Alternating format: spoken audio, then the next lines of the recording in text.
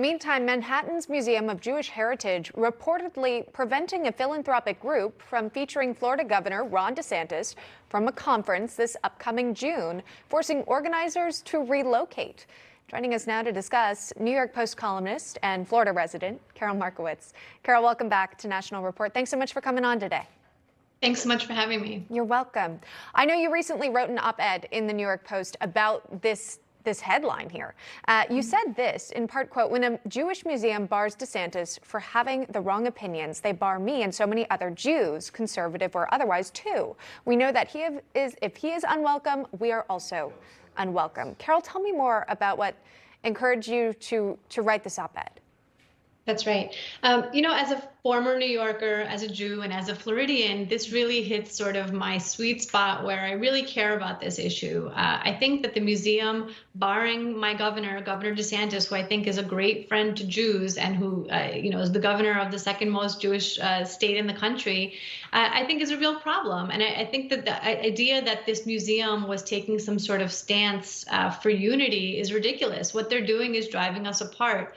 I heard from so many non-conservatives, liberals, who said that they don't feel comfortable with this. They know that if they don't embrace some crazy leftist line, they could be next. And it's really an overall problem for this museum. Sure.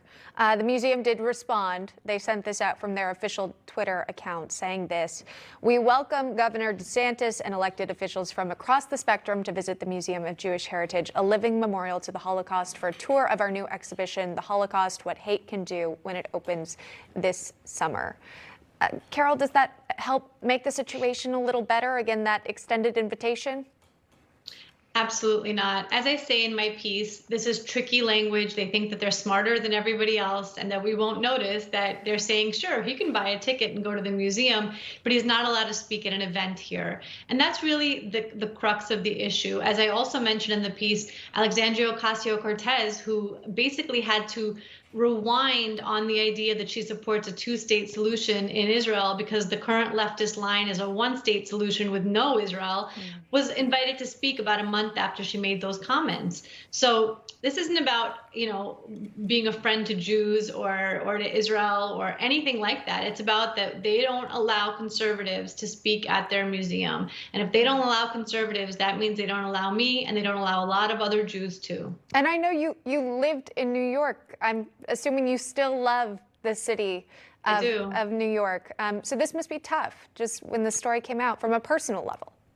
Yeah, as I said, it's really for me on a personal level in three different ways. As a Jew, I don't want to see Jewish spaces cancel conservatives. I'm a Jewish conservative, and the idea that a Jewish space will be unwelcoming to me, a Holocaust memorial will be unwelcoming to me, is just baffling. And of course, I love New York. I will always love New York. I grew up there. I feel very strongly about it. I root for it. But this is all just part of a problem for me, where I see this leftist conformity taking hold in places like New York City. And the Museum of Jewish Heritage is just living up to that. They're saying, we're going to enforce this leftist line that we all must live under. And part of the reason I'm in Florida is because I don't want to live under that line anymore. Yeah, and I'm sure you run into some fellow former New Yorkers as well when you live in Florida. Karol Markowicz joining us this morning. Thanks, Karol. We appreciate the conversation. Thanks so much.